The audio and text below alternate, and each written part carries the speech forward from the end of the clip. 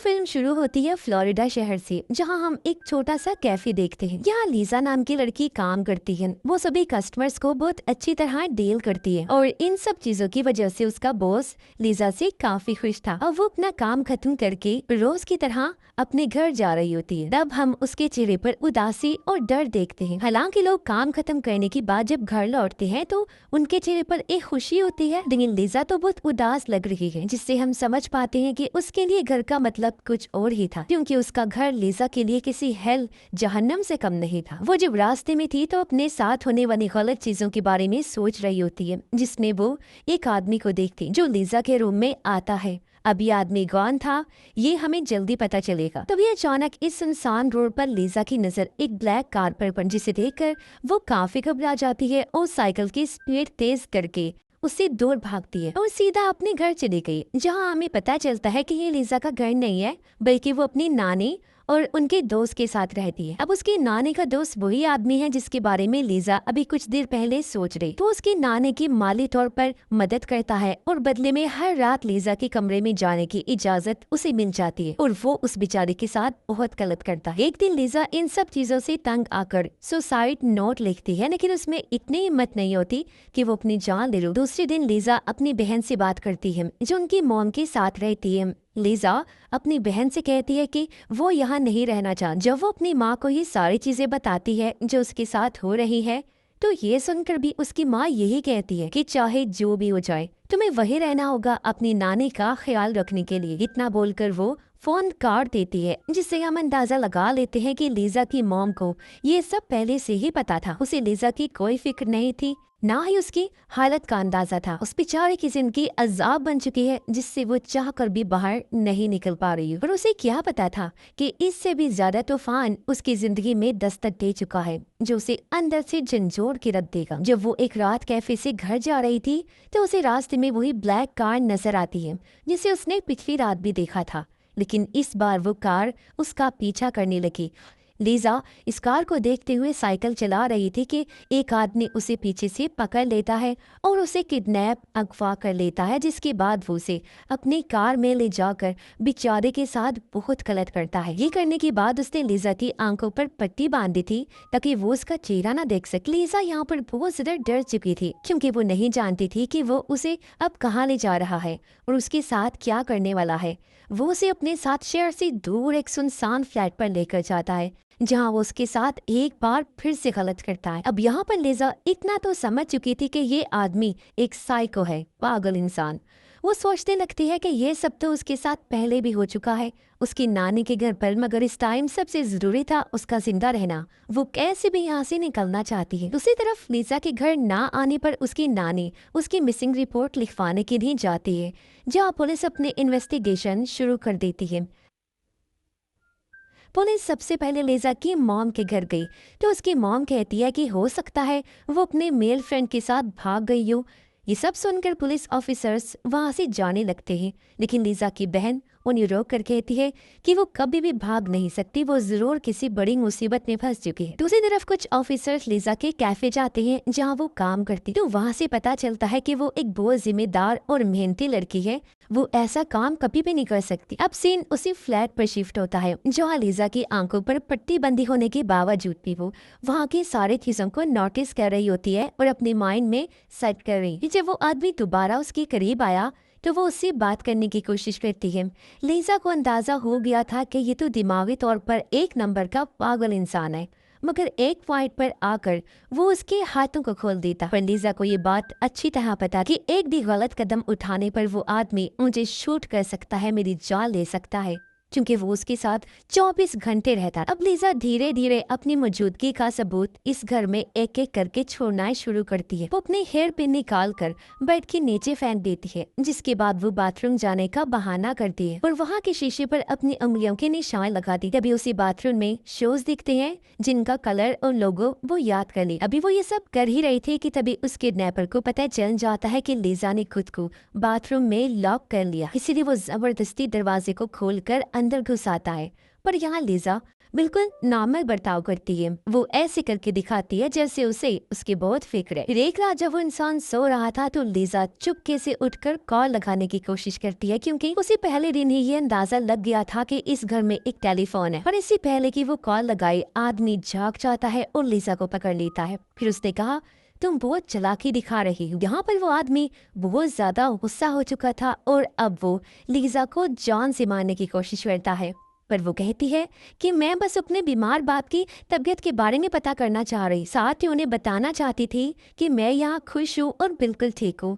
ये बोलकर वो इमोशनल होने का नाटक करती है और जोर जोर से रोने लगती है। उसे देखकर वो आदमी हमदर्दी देकर चुप करवाता है और खुद भी शांत हो जाता है। ऐसी सूरत हाल में लीजा को सिर्फ और सिर्फ अपनी बहन की कही हुई बात याद आती है कि चाहे जैसी भी सूरत हाल हो, कभी भी हार मत मानना। और फिर एक दिन जब वो आदमी उसके करीब आया तो लीजा उसे कहती है, अगर तुम मुझे छोड़ दोगे ना तो मैं किसी से कुछ नहीं कहूंगी। मैं अपनी मर्जी से तुम्हारी दोस्त बन जाऊंगी, कभी भी तुम्हें छोड़ के नहीं जाऊंगी, तुम्हारा ख्याल रखूंगी, हमेशा तुम्हारे साथ में रहूंगी। ये सब सुनकर वो पागल आदमी लीजा से बहुत ज्यादा मुतासिर और खुश हो जाता और उसे छोड़ने के लिए तैयार हो गया था। वहीं दूसरी तरफ फ्लोरिडा पुलिस डिपार्टमेंट को एक सीरियल किलर के बारे में पता चलता है जिसने पिछले 6 महीने में कई लड़कियों को जान से मारा था। वो आदमी भी ये न्यूज देख रहा था तो उसे लगा कि यही सही टाइम है लीजा को छोड़ने का, क्योंकि पुलिस तो इतने बड़े केस को सॉल्व करने में मसरूफ है। तो पुलिस इस छोटे मोटे केस पर ध्यान नहीं दे और वैसे भी लीजा ने तो उसे देखा भी नहीं है जिससे कि वो उसे पहचान सके। यही सारी चीजें सोचकर वो लीजा को अपनी कार से एक सुनसान जगह पर लेकर जाता है, मगर यहाँ पर फिर से उसका इरादा बदल गया और लीजा को शूट करने का सोचता है। मगर लीजा उसे कहने लगती है कि मैं तुम्हारी दोस्त बनना चाहती हूँ, मैं तुम्हारा ख्याल रखना चाहती हूँ, प्लीज मुझे मत मारो। जहाँ वो साइको आदमी उसकी बात पर पिघल दिया और वो लीजा से कहने लगता है कि अगर पुलिस तुमसे पूछताछ करे तो तुम उन्हें कहना कि मैं काला, मोटा और कद से छोटा दिखने वाला इंसान हूँ। इतना बोलकर वो लीजा को वहीं छोड़कर वहां से फरार हो जाता। वो भी वहां से भागती हुई अपने घर आती है, जहां वो अपनी नानी को बताती है कि उसे एक आदमी ने किडनैप कर लिया था। लेकिन उसकी किस्मत इतनी खराब थी कि उसकी नानी उसकी बातों पर बिल्कुल भी यकीन नहीं कर। अब जैसा कि उसकी नानी पुलिस में रिपोर्ट कर चुकी थी तो वो पुलिस को कॉल करके उन्हें लीजा की वापस आने की खबर देती। उन्हें भी ऐसा लगता है कि पुलिस भी लीजा की बातों पर यकीन नहीं करेगी, पर इंस्पेक्टर उसे एक बार बात करना चाहते थे। वो ये जानना चाहते थे कि आखिर उसके साथ हुआ क्या। जहाँ लीजा उन्हें सब कुछ बताती है जो भी उसके साथ हुआ था, लेकिन यहाँ पर भी उसकी बातों पर कोई यकीन नहीं कर रहा था। उन सब का यही कहना था कि अगर उसके साथ कुछ गलत हुआ है तो उसके जिस्म पर कोई निशान क्यों नहीं है, और अगर उसके हाथ पर खुले थे तो उसने वहां से भागने की कोशिश क्यों नहीं की या फिर चीखी चिल्लाई क्यों नहीं। जिस पर लीजा कहती है कि वो आदमी पूरा का पूरा साइको और मेंटल था, उसके पास एक गन भी थी जिससे वो बार बार मुझे मारने की धमकी दे रहा था और इसीलिए उसने कोई भी रिएक्ट नहीं किया ताकि वो अपनी जान बचा। मगर ये सब सुनने के बाद भी उन ऑफिसर्स को लग रहा था कि लीजा ये सब लोगों का ध्यान अपनी तरफ करने के लिए कह रही है। वहाँ तो लेडी पुलिस ऑफिसर्स को तो ये तक लगने लगता है कि जरूर लीजा टीवी शोज बहुत देखती है, इसीलिए तो वो इतनी परफेक्ट मन घड़त कहानी बना रही। अब लीजा पूरी तरह से चुप हो गई और टूट जाती है कि उसकी बात पर कोई यकीन नहीं कर रहा। पर लीजा की किस्मत बहुत अच्छी थी क्योंकि उस टाइम वहाँ पर एक डिटेक्टिव टीम मौजूद थी जो उसे सीरियल किलर वाले केस को सॉल्व करने में लगी हुई, जिसने पिछले 6 महीने में कई लड़कियों को जान से मारा था। पर उसके खिलाफ अभी तक पुलिस को कोई सबूत नहीं मिला था और ना ही कोई सुराग था जिसके मुताबिक वो इस केस को सॉल्व करके उसे पकड़ सके, जिसकी वजह से पुलिस के लिए केस सॉल्व कर पाना एक चैलेंज बन चुका था। उधर लीजा को इस तरह चुप देखकर लेडी ऑफिसर डिटेक्टिव की मदद मांगती। इस डिटेक्टिव का नाम लैरी था और तब लैरी लीजा के पास गया, लेकिन वो बिल्कुल खामोश थी और अब किसी से बात करना नहीं चाहती। लैरी ने अपनी जेब से अपनी बेटे की तस्वीर निकाल कर उसके सामने रख दी ताकि लीजा को अपनापन महसूस हो और वह खुलकर बात कर सके। उन्होंने लीजा से कहा कि जो भी तुम्हारे साथ हुआ है मुझे एक एक करके सब बताओ। तब लीजा ने उन्हें सारी बातें बताना शुरू कर, जैसे कि उस आदमी के पास एक ब्लैक कार है जिसमें रेड कारपेट लगी हुई है, उसके घर में 22 सीढ़ियां हैं, उसकी कार के अंदर मैग्नम लव्स लिखा हुआ है, उसके घर में एक बेड है और वो आदमी वाइट है रंग से और उल्टे हाथ से सब काम करता है, साथ ही उसके पास गन भी है। इतना कुछ सुनकर लैरी कंफर्म हो जाता है कि लीजा झूठ नहीं बोल रही है। वो फौरन उसके केस पर इन्वेस्टिगेशन शुरू करने के लिए कहती है। मगर इसकी इजाजत लेने के लिए उसके घर पर कॉल की जाती, जहाँ उसके नाने का दोस्त लीजा का बाप बनकर बात करता है और वो इस चीज के लिए साफ साफ इनकार कर देता है, जिस पर लैरी सोचने लगते हैं कि कैसा बाप है जिसे अपनी बेटी की फिक्र नहीं है। वो लीजा से उसके बारे में पूछते हैं कि आखिर वो ऐसा क्यों है। जहाँ थक हार कर लीजा नानी के दोस्त की सच्चाई भी लैरी को बता दी। जब वो फौरन उसके नानी के घर जाते हैं और उसके दोस्त को भी गिरफ्तार कर लिया जाता। अब यहाँ पर लीजा के केस को पूरी टीम बहुत सीरियसली इन्वेस्टिगेट कर रही। लीजा की बताई गई सारी डिटेल्स लैरी के दिमाग पे घूम रही थी। वो सिर्फ एक ही बात सोच रहा था कि कहीं किडनैपर वही सीरियल किलर तो नहीं, क्योंकि सारे पॉइंट्स मैच कर रही थी। इसीलिए वो कंफर्म करने के लिए लीजा के कपड़ों को लैब में टेस्ट करने के लिए भेजते हैं और जब रिपोर्ट आती है तो वो कंफर्म हो जाते हैं कि ये किडनैपर वही किलर है, क्योंकि लीजा के कपड़ों से भी वही लाल धागा मिलता है जैसा बाकी विक्टिम्स इन्हें शिकार हुए लड़कियों के कपड़ों से मिला था।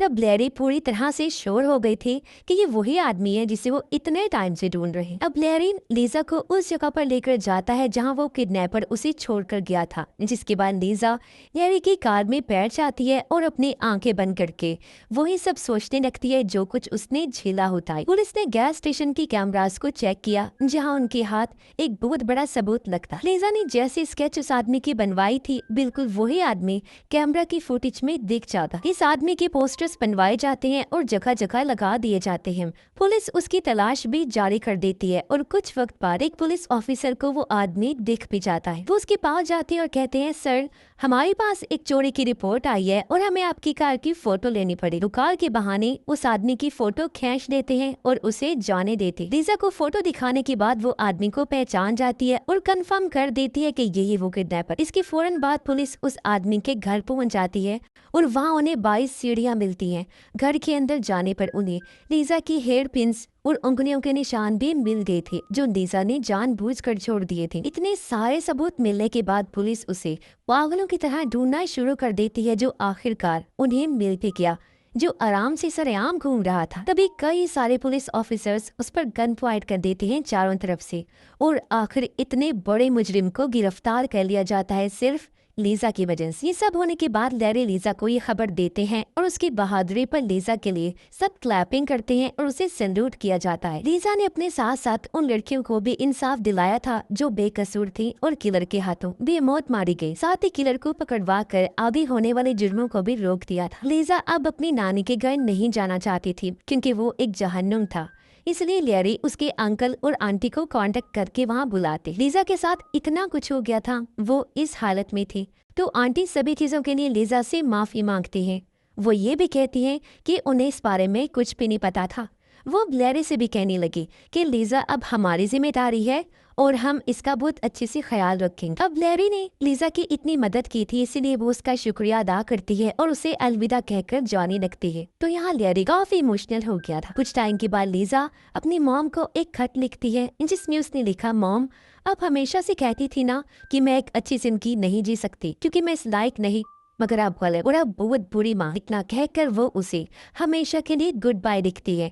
तब उसकी माँ को एहसास होता है कि मैंने लीजा के साथ हमेशा गलत। अब लीजा के पास एक फैमिली थी जिस फैमिली के प्यार के लिए वो हमेशा तरसा करती थी, वो सब आज उसके पास है।